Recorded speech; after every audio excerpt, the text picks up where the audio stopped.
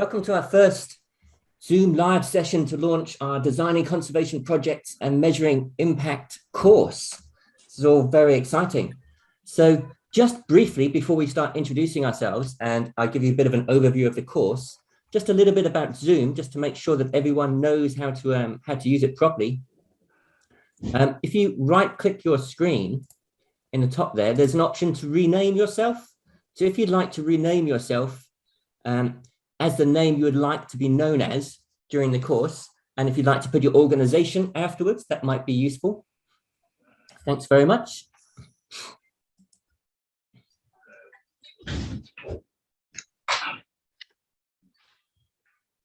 I think with how things are going, most people have used Zoom before, but we have found that some people have not always used this type of software. So just to let you know, along the bottom of Zoom, you should see a few icons. So there's a chat icon. If you click chat, a little panel will open in the bottom right-hand corner or somewhere on your computer, and you'll be able to type in replies if you're unable to say anything. And feel free to use the chat box to ask any questions or post anything in the chat. There's also a reactions icon at the bottom. So if you're feeling like you need to have a reaction, you can give people a round of applause or a little celebrate. And you can raise your hand if you've got a question. So as we go along in this session, please feel free to raise your hand and ask as we go along, and we'll have a Q&A session right at the end. Just got Justine from UA joining us, and I think she's in. Fantastic. Hi, welcome, Justine. Thank you so much. Sorry for the delay. Thank you for joining us. Thank you, everyone. Thank you so much for making the effort in your schedules to join us Monday morning. Hello. Right, so I think before I get into tell you a little bit about the course, I think we'll just give you an overview or an introduction from the teaching team themselves. Luckily enough, I've got Nairobi with us as well. So I'm based in the UK in Cambridge, and we have another office in Nairobi. So I think if I hand across to Kuria, who will introduce himself, and then Faith, and then Greg, just to tell you a little bit about themselves, and then I'll lead you a little bit more into the course. Okay, over to you, Kuria. Hello, everyone. I'm very, very excited to actually join you from the Tropical Biology Association office in Nairobi. Anybody who's been to the National Museums of Kenya, that's where we are based. And, you know, most of our work usually cuts across Kenya, Uganda, Tanzania, and much of Africa. I've been to many places. It's really great to see such a big team. Like Eva has mentioned, my name is Anthony Kuria, and I head the African office of the Tropical Biology Association. But for this particular training, I'll be one of the tutors, and I'm sure I'll be catching up and meeting you at a later time. Thank you, and I wish you all the best in everything. Wow. Thanks. And how are you, everybody? Great to see you starting this amazing course. My name is Faith Muniale. I also work for TBA Nairobi. I'm not really in Nairobi, but that's my workstation. And it's so great to see a lot of you joining from around different countries, and especially our neighboring country, Uganda. It is a favorite destination for TBA, and that's when I also got a training from TBA years back in Chibale. We call it Kibale, but I know you guys say Chibale. And I'll also be here throughout this meeting with you and be supporting the training team as well. Most welcome. Greg? Hello, and good afternoon, good morning from wherever you are listening us from. I'm Greg Maina from Nairobi, TBA office. I'm the courses program officer, and for this course, I'll be your Moodle platform administrator. This means I'll be working behind the scenes, literally, to ensure you have a smooth experience on the platform. So if you have any issue accessing the platform or any other forum related to the course, please feel free to engage me either through email, if not very urgent, or through WhatsApp if you need some urgent attention. I wish you a fantastic course. Awesome. Thank you very much. So this is your teaching team who will be with you for the next few weeks. Thanks very much for those introductions. So if it's possible, I said there's some icons on the bottom. If you would like to show yourself, hit the video icon and your screen will light up with yourself. However, if it's not possible, like in the case of Greg just there, he doesn't have video capability this morning, so we're not seeing him staying behind the scenes. Awesome. Thanks very much. Right.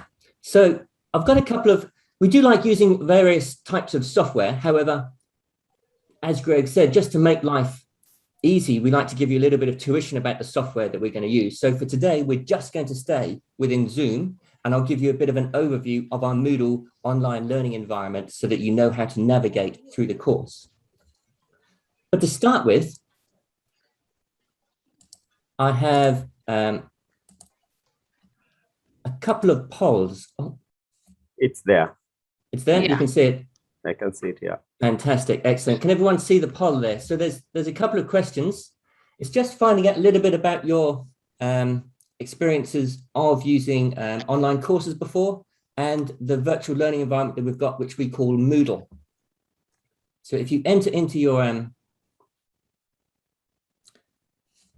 answer a yes or a no or for the poll, and we'll just have a little look and see what it is. So I think Great. Yes, we are receiving some responses. excellent. Yeah.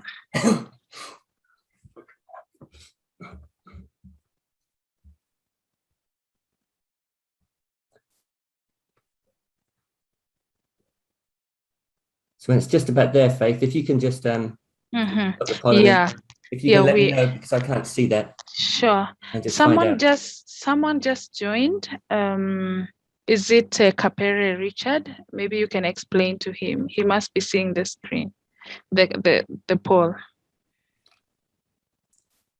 Hi, Richard. So you should have on your screen a poll. So there's an options of there should be some questions in front of you and options to click yes or no or various different responses. If you can enter in your response to those questions, and then we'll just get an idea of where everyone is at and what your experiences have been. Yep, I think we are good. We have 17 responses. So I will end the poll. If you end the poll, and if you wouldn't mind just giving me a quick overview. Sure. Thanks. If I share the results, can everybody see? Yes, so if you share the results now, we should all be able to see. Yeah, so we have question 1, online learning. 47% have completed an online training course. Well done, everybody. 18%, I have started an online training course but didn't complete.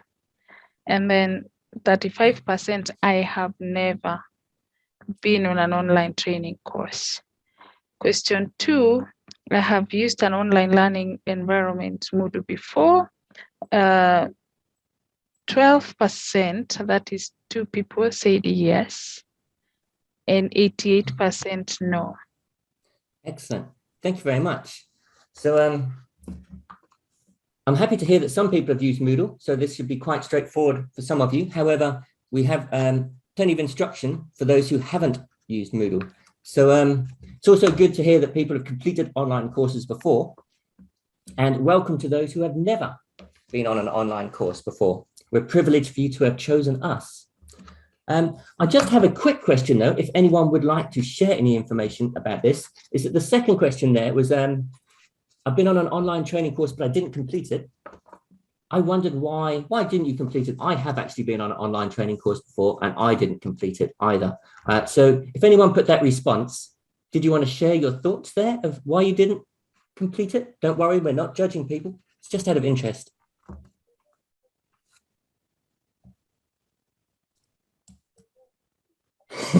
Hi, Tendai. Yeah, and Kevin's hand is up also. Kelvin. Yes, thank you for the opportunity. I think at first when I had an opportunity to do an online course, I enrolled for a lot of courses. I enrolled for 3, so I had difficulties in sharing my time, spending time in the field, and finding internet access where I could join the courses was a bit tricky for me, so I couldn't complete the course during the time frame. Okay, yeah, I understand that. And I think I have the similar kind of things, although maybe you guys might have a little bit more issues with internet availability. However, our online course, we've tried to make it as accessible as possible, so you can use it via phone or using laptops, but also it's finding the time. So there's only about 4 hours over the 2 weeks. So we hope that that should be possible for most of you. And you can kind of access our Moodle whenever you like, whenever you find the time. And then we hope to boost that training with our live sessions in between. Thanks very much. Right. So a little bit about the course. So our aims of this course are to give you some new ideas and some tools, as well as give you a chance to revise what you know and build on it further, because you guys are out there. Some of you, we've got various levels within this course, from recently graduating to actual project managers, and some quite high up within conservation organizations. So you guys are the experts at project design. So our teaching is sort of based at giving you a framework, kind of like scaffolding, that you can hang new ideas on as you learn. And then with a bit of luck, apply that to your own work. Now, learning theory tells us that if we approach it like this is the best way for you to learn. And importantly, for you to apply these new ideas that we're teaching and for you to share with each other. And that's why within our online learning environment, we've included areas where you can reflect on some of the teaching and some tasks for you to complete and other resources that you can sort of interact with to make it as engaging as possible. Some of you may also need to train others back in your organizations, and you need to understand things really well if you're training others. And again, we're hoping that our course and the resources that we're providing, along with the handbook that you can download that accompanies the course, can help you with that. And we're happy for you to share that knowledge that you gain. So how are you going to get the most out of the course? Well, taking part, you're here, which is great. And we want you to think about how our teaching can be applied to your own projects, because pretty much I'm sure that you're all involved in some sort of project at some level. So we'd like you to ask as many questions. We've got various ways for you to do that. So ask questions and share ideas. So we've got our WhatsApp group. I love a WhatsApp group. Feel free to use that to post questions. But within our online learning environment, we've actually got a forum, and I'll show you a little bit later in the session how you can use the forum to post some questions and get some responses from other people, because this is an awesome opportunity for us to share our skills and our knowledge together, as well as what we've got lined up for you. So the aim is for you to leave this course ready to design an excellent project that will have tangible real-life impacts and ultimately do more for conservation, which is what we all want. Right, so I've said a fair bit and you've met the teaching team here. What we'd like now is to hand across to you to get some ideas of where you're at with sort of project designing. So if I can just share my screen.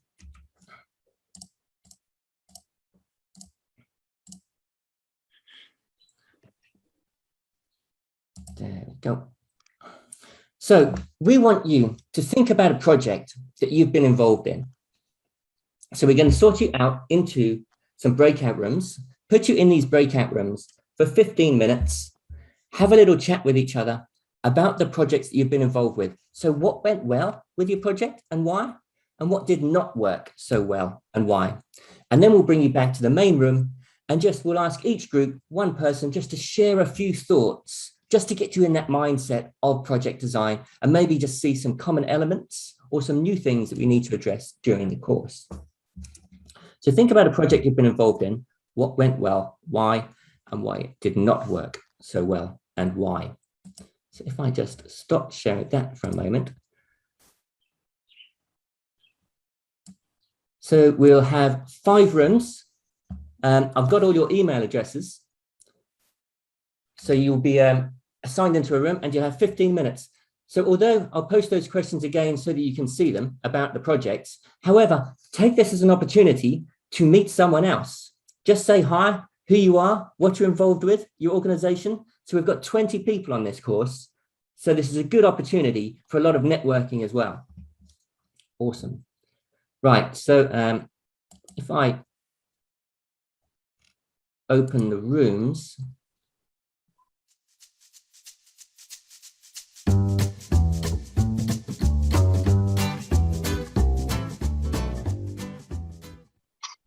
Hi, welcome back. Well, I hope you had enough time there just to share a few thoughts about your projects that you're involved with, and also just to meet a few other people. It seems that accidentally we may have put a lot of Uganda people within the same room, but in future we'll make sure that the rooms are as diverse and you get to meet as many different people as possible over the next few weeks anyway. So we've got a few minutes now just to maybe go to each group in turn and just have a few thoughts about what worked really well in a project that you were involved with and what you found was not so good. So shall we jump to group 1? Have we got a volunteer from group 1 just to share a few thoughts?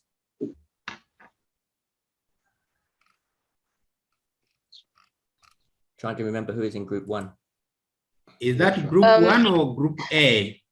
I think we were group 1. Yeah, group 1 or group A? There's Albanas, there is Edison, there is Kevin, and Tendai. Okay. Group 1. That was room 1. Awesome. Okay. So if anyone there just fancies, you don't have to go into too much depth, but just was there something that you found a common theme of what worked really well, or was there a real big challenge to any of your projects? Kelvin, you can take it from here. All yours. Oh, okay. I thought Tenda was taking notes, but I'll quickly run through. What we covered, and whatever I've left out, my colleagues will jump in. So one of the things that we looked at is that good communication really is crucial to the success of the project. So all of us, we shared that in our projects that we're involved in, we discovered that good communication, all the members or the teams involved, was crucial to the success of the project. And then the other thing was, so we've discussed that proper planning of the project, having a monitoring plan in place, which clearly states the parameters that are going to be measured in the project, when to collect data, what to collect data, and how to analyze data is really crucial for the success of the project. So those are the two things. I can ask Albers maybe to say something, or Tendai or Edson. Thanks, Kelvin. Actually, an example of why communication is good. I honestly thought when we had that discussion, you said you were now taking notes. So clearly, good communication is really important. I'm so sorry. I honestly thought you said you were writing the things down. So my apologies. Lesson learned. I need to confirm, not to assume. So I think one of the other reasons to the success of a project, I think it was an issue of stakeholder engagement. And I know Alban has put up an example of how they had to get community involvement, especially with most of the work they were doing. So there's that issue of having stakeholders, there's the issue of communication, and there's the issue of planning, like Kelvin also mentioned, but mainly communication, because I honestly failed on that today. So I think if Albanus and Edson have anything else to add, the floor is yours. Thank you. And sorry again, Kelvin, really sorry. It's okay.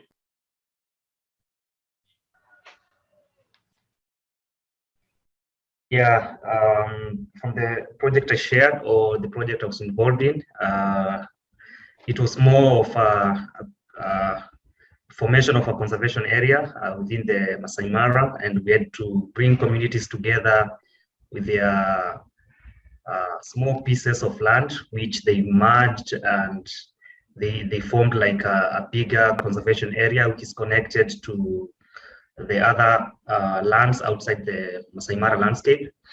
So it's more of communicating the agenda, which is to secure this land and form a bigger part of the conservation areas. And you realize that people have different ideologies, especially in land ownership here in Kenya, and these guys being pastoralists. So we had to really take them to other projects, similar projects elsewhere in the country, to see how the community came together. And it's just being transparent between the stakeholders, because you realize that in such projects, there's a tourism interest. We have tourism partners who are interested in the land, in the project. So the community doesn't want to feel like you are taking our land for tourism and our livestock has no place because you think that they are competing for wildlife. So basically, it's more of stakeholders engagement, transparency, and good communication. And also like exposure to experience what other communities have experienced in similar projects.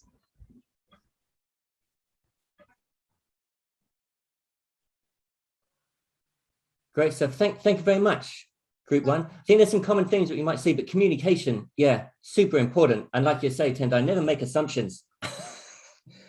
And good delegation there to Kelvin. But yeah, planning, monitoring, and stakeholder engagement. So definitely within the monitoring type of things, and we've actually got a course on communication. But yeah, monitoring we're going to be covering as well anyway. So and communication is always something to bear in mind. So really good points. I think as we're sort of time limited a bit, we'll move to Group 2. So Group 2 was Frederick, Justine, Kepa, Richard, and Samuel. Do you have a volunteer from that group just to share some thoughts of project successes and maybe what? Frederick's got his hand up. Over to you, Frederick. Yeah, thank you. Our project we chose was called PAMUSU. That was a project we implemented in Uganda some time back. That is the protected area management and sustainable use. What went wrong? What went well? What went well was that we involved the stakeholders in designing and planning of the project. That went very well with the Uganda Wildlife Authority during the time. But what went wrong was that the project took rather a lot of time, and that it reached a moment when we couldn't separate it from the normal organizational activities. That was not well planned. The second issue was the procurement processes for the planned activities or the planned interventions were rather lengthy, and they took a lot of time that interfered with the planned implementation of the project. The third issue was that there was a lot of political interventions that came into the planned time for the project implementation, and therefore it also affected the smooth implementation of the project. Further to that, there was some limited monitoring and evaluation plus communication of the achievement of the project to the stakeholders, which also made them to become like they were not well informed about the progress of the project.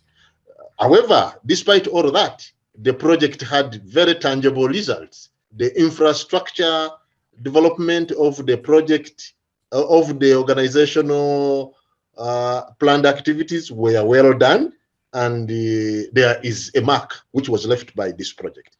I think let me stop here, and in case any of the members has something which I have not passed on, you can add on. Thank you. Back to the team. Pontius?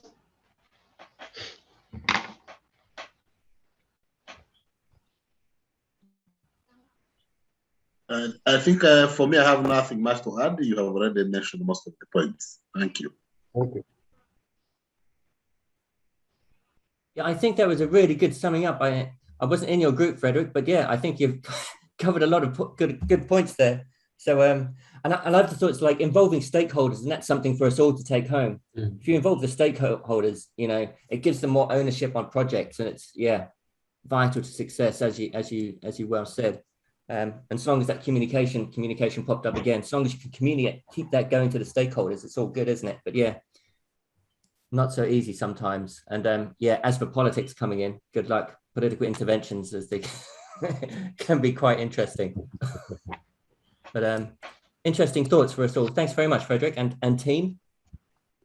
Let's move on to room 3. Room 3 was David Banda, John Makobo, and Nanshin. Okay. In our group, actually, we had different projects. Winfred did some assessment of pests within birds. For myself, I did infrastructure, and then Banda did a water resource management within the community. And for those 3, there were common things that we realized. One, the thing that went well, that made the success, was the right environment, where Winfred casted the nets and got all the nets, almost all the birds. So she had a very nice sample to analyze from. And then on my side, we had very nice coordination between the donors and the field. That made it possible for us to do the infrastructure and to get the money. And then, of course, one other thing that made it possible were the availability of resources. That also made it possible for us to succeed with the project. But on the other hand, we realized that our colleague Banda had an inadequate appreciation of the project by the communities. Stakeholder issues came in. And also on the side of Winfred, there was the issue of time, because she analyzed once and never went back. So because the time was too short, so it was the time problem, time-bound issues. And then on my side, we have got delays somehow in implementation because of lack of feedback. So feedback issues are part of the reason that we have not completed the project as planned. I think in short, I can say that. Awesome, thank you very much. Lots of things covered there, so, and time keeps cropping up with projects quite a bit, and stakeholders again. And I like the idea of giving feedback, because I mean, we're always interested in feedback for our courses, but with your projects, you need feedback of how it's implemented and how you can follow up. So very interesting points. Thanks very much.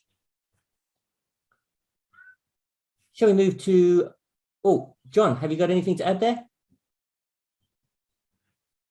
Nope, he's gone. Okay. No, let's move to room 4, shall we? I think that was Asa, Edward, Josiah, and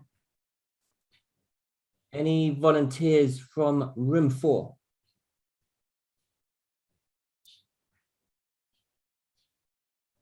Can I say something? You can. The floor is yours. Yes, thank you, Kevin.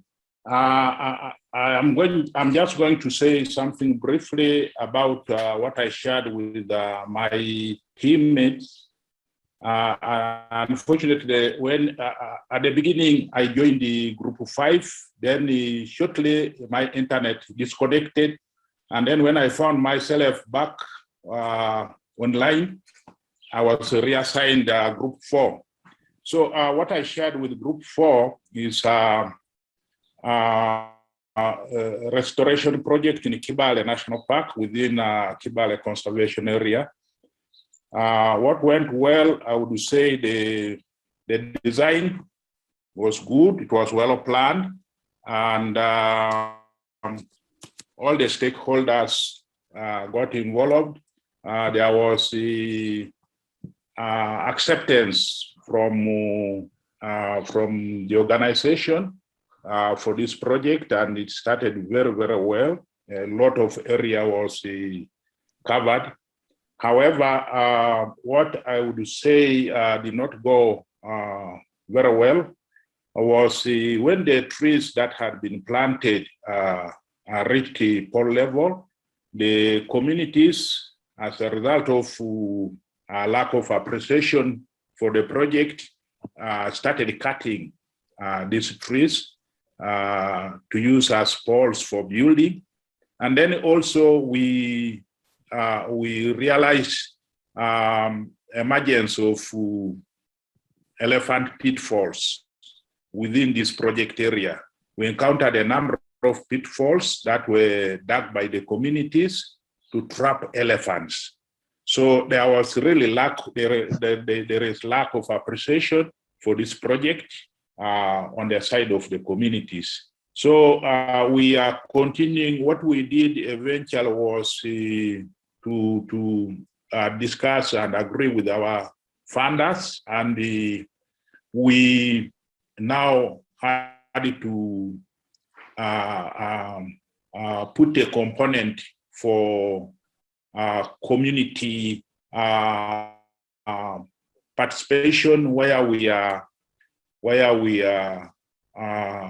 implementing some livelihood projects for the communities and income generating projects.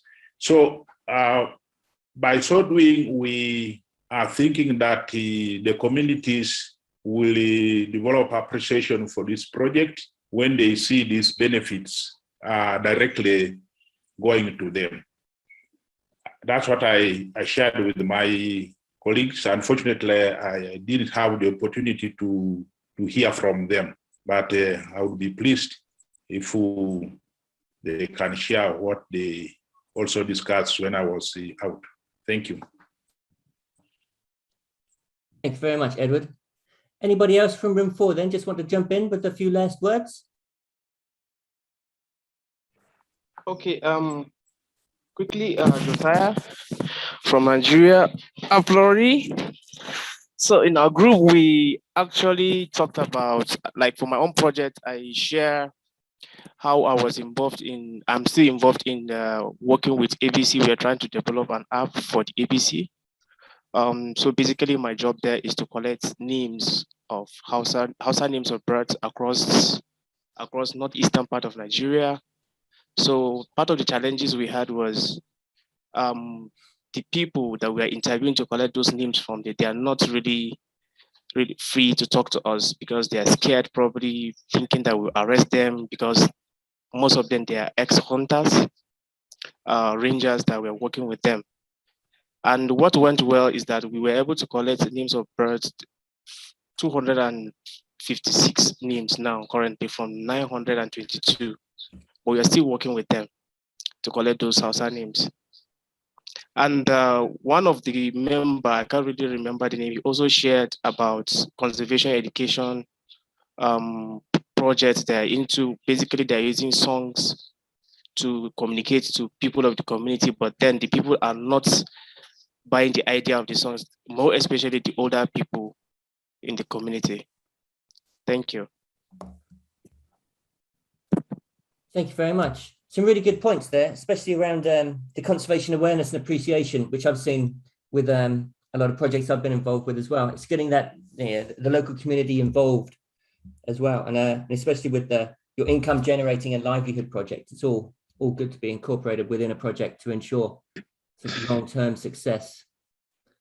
Thanks very much. Right, last group, group 5. I think that was Charles, Lucia, and Villa.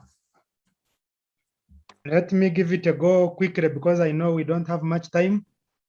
Yes, we looked at 2 projects, one in Kenya, Green in Kenya initiative, and for my part in Uganda, I shared experience on my involvement in writing funding proposals to support our conservation activities in the national park, with particular emphasis on law enforcement. Basically, most of the things I already said, cross-cutting. What went well is that if we notice that it is easier to get funding for some of the projects because you follow the guidelines and then you are able to write a project. And then along the way, during the implementation, you realize that the design was not okay. You cannot complete some of the outputs in the provided time, and you are requesting for extensions. So the issue of proper planning and design come up. I don't know whether Vera wants to talk about the politicization, because I think that was a challenge in her project. Vera?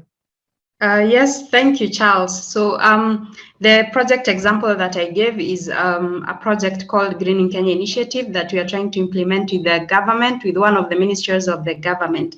So the idea is to use the vast lands that belong to prisons to nurture millions of tree seedlings that could be made available to communities across the country, especially during the rainy season. So one of the things that went well was that the idea was very well thought out and it was very well designed, but we faced a problem when it came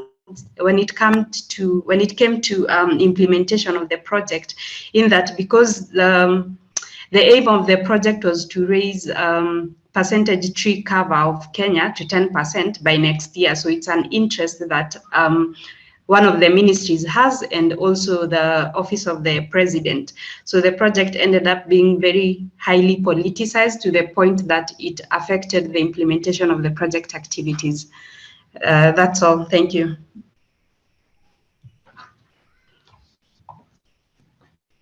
Thank you very much. Some really interesting projects going out there. And yeah, the project design and meeting deadlines. So this is one thing that we're going to definitely be covering, is that, you know, having those tangible, your impact, your short-term impacts and your long-term impacts, and getting like that timeline in is something we'll be covering during the course anyway. So very nice points, and a lot of common themes popping up from communication to political involvements.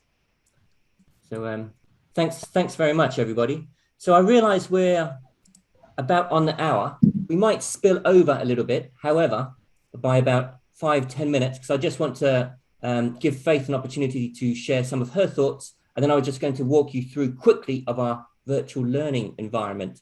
So for those of you who can't stay in, if you have to slip away, this is recorded, so you can always watch it a little bit later. However, it should only be about another 10 minutes, and then we'll have time for question and answers, if anyone's got any question and answers about anything we've covered so far. So, all Faith, right. I'll hand across to you as your final closing thoughts on project design. Thank you very much, Kev, and thank you, team. That was very interesting listening to your experiences, and allow me to show you how we try to survive in this digital world. If we can't use these claps to clap for ourselves, we also do this one, because we can't hear. If your video is on, you clap for yourselves like this.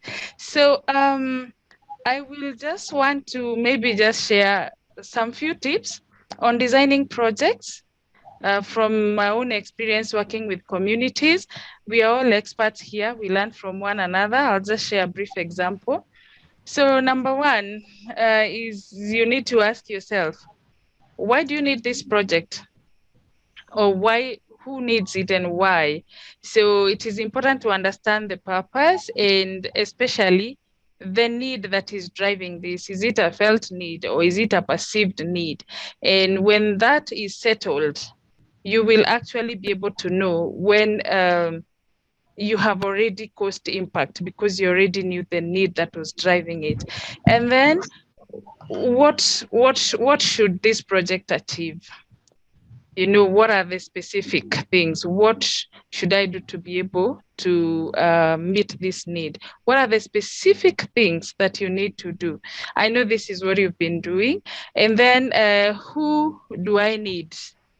Who? Because we know very well conservation projects are hardly a one-man show. Therefore, you have to involve the relevant stakeholders. You've already talked about that. And when you start to bring in other people, then you need to ask yourselves what will be their roles to avoid any conflicts, and even what capacity do they probably need to be able to achieve, to support the achievement of this project. And then what does it mean logistically? Because when there is more people involved, there will be different layers, and logistical planning will then be good. Like you talked about communication, to avoid any assumptions, so that you're so many and there is no one specifically doing a specific thing. Then, and sometimes some stakeholders will come with in-kind support, so also good to consider that. And finally, considering regulations. Now we have in-country, we have international regulations around conservation.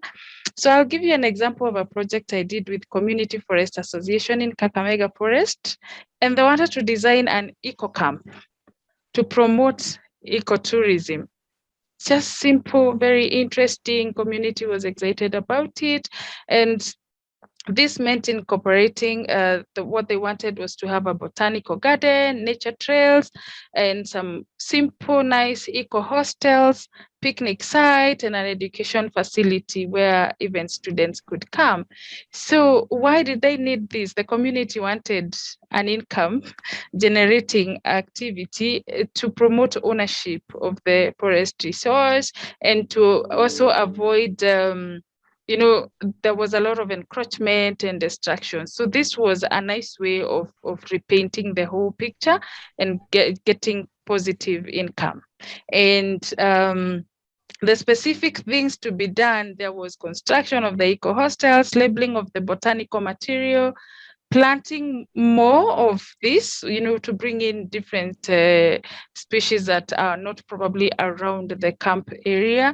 And then the trailing, the picnic site designing, a lot of specific things that were to be done.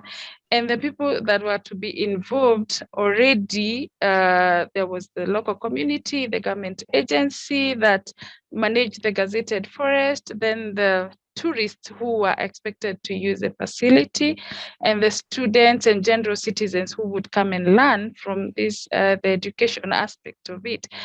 So then the policies and regulations that we had to consider.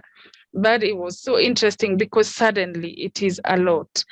This environmental and social impact assessment from NEMA Kenya, the participatory regulations from Forest Act, the tourism regulations on ecotourism facility standards, then community government on approvals, and also some bit of local politics which had to be massaged, and of course the benefit sharing, especially with the international level of Nagoya Protocol, the FPIC, because of a free, prior, and informed concept.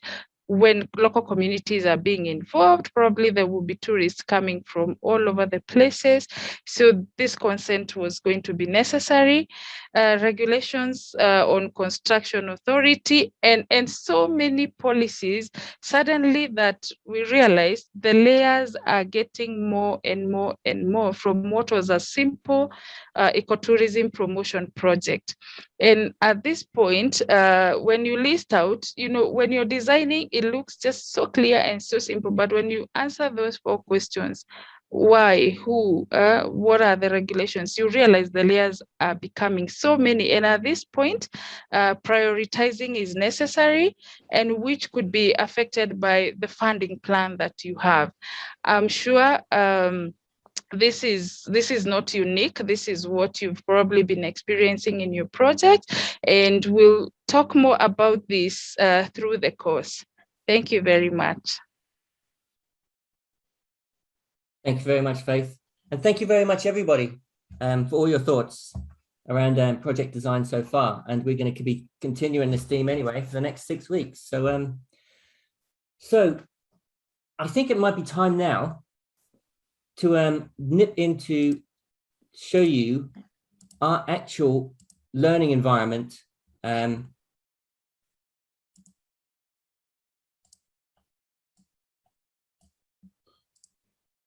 Where is it? There it is.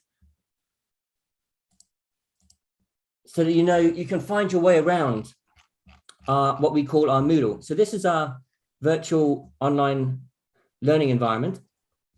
You should all have access to this. If you're having problems accessing it, email us and Greg will sort it out for you. So You've got a link and you should be able to land here. And this is your welcome area, and there's some dates there. I'll pre-record a little video so that you can kind of, as a reminder of how to navigate through our Moodle session.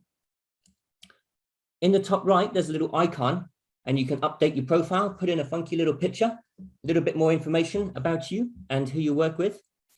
There's a dashboard here, which will show you easy navigation for the different modules.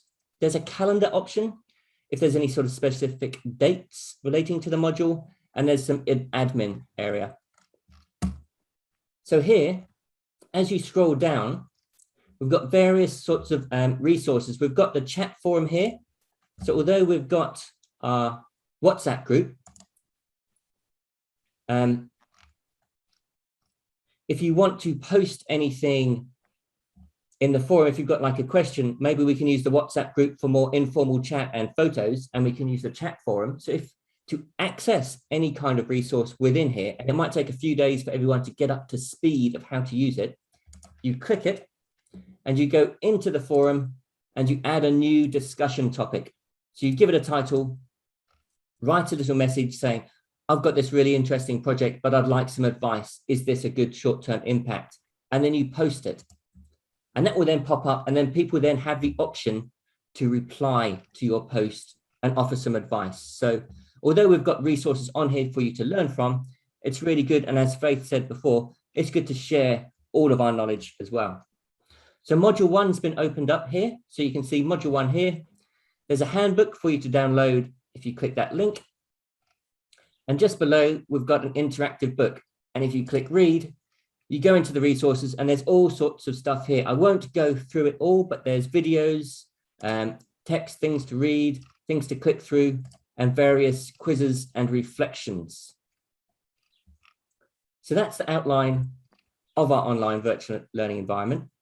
Below, we've got a task area. So if you fancy completing a task, and it's not a mandatory thing, you don't have to do this, but if you've got a project and you want some feedback, all the instructions are within this task area. And if you could submit that by next Tuesday, that will give the teaching team some opportunity to give feedback and email it back to you. But like I said, it's not, don't feel pressured to do this. This is if you have something in the pipeline, and all the instructions are written down here of how to download the template and upload it again. And that's module 1. So we're estimating possibly around 4 hours for you to complete that over the next 2 weeks.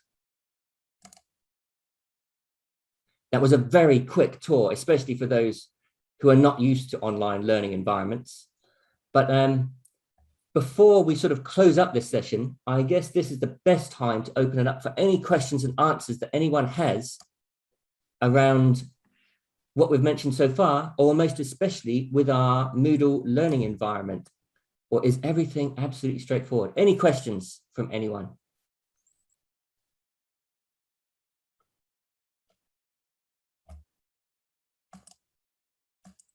I'm taking this as a really good sign that with a bit of luck, everyone can access our Moodle, get on there and find those resources. If you do have any problems over the next few days, please email us. Let us know in the WhatsApp group and we'll try and sort it out as soon as possible. But otherwise. Lucia has a question. Ooh, okay. Yeah, she said, when is our next Zoom meeting? Your next Zoom meeting. So I'll email out little calendar invites. So how we do it, we've got this introduction session here, which is to kick the course off. And then at the end of every module, we'll have another Zoom to share what you've learned, how you felt about the course, any kind of things you picked up or important points that you think we should know about as well. So it will be at the end of each 2-week module. So the next Zoom will be Friday the 24th, which is the end of our 2 weeks allocated to each module. Then we've got the weekend, then you've got the next module, but you'll start that module by yourselves. Then there'll be a Zoom at the end, but I'll put that all down into a document and share with you all. So the next time we'll see you is at the same time, Friday the 24th. Good question. And one I could answer. Richard had his hand up. Do you still have, or was that the same question you needed to ask? Not really. I just wanted just 1 or 2 minutes. If you can go through the task. He was too fast on the task.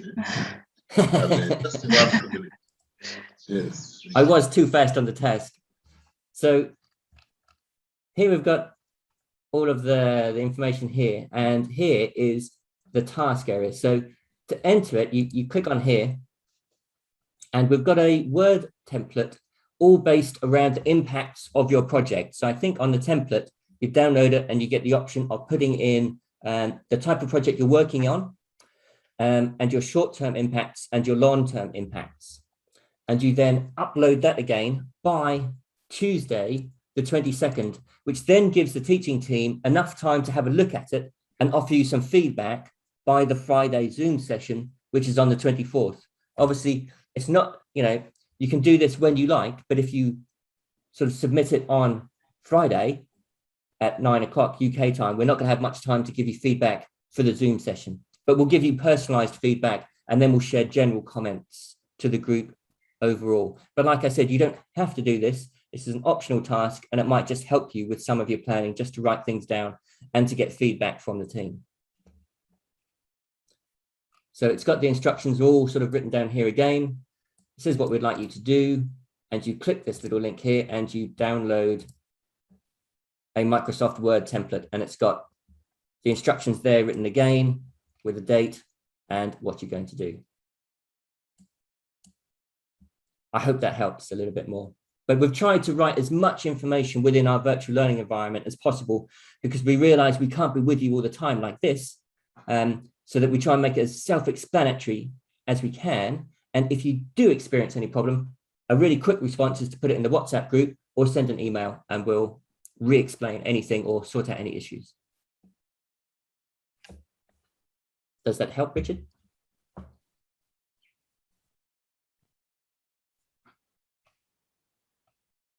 Any other questions from anybody else?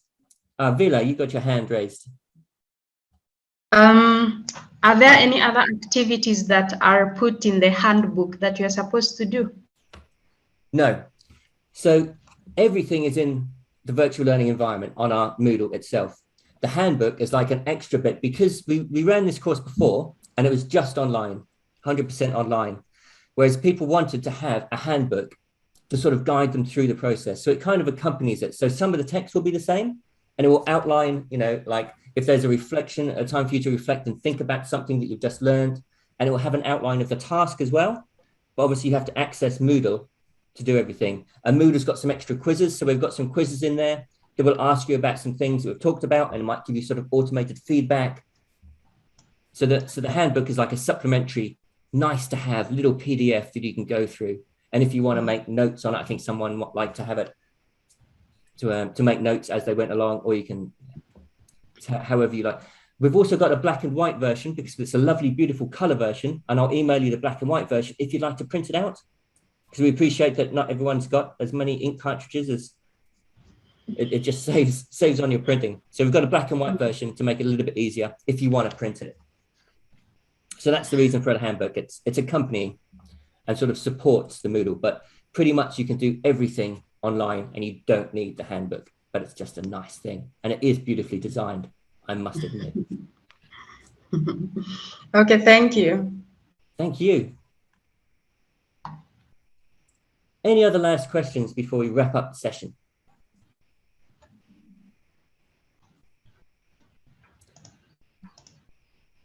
So I take that's okay with everybody. So what I will do after this is this recording will be saved and it will be put online onto the Moodle as well. And I'll share the link with you so that you can review it whenever you like.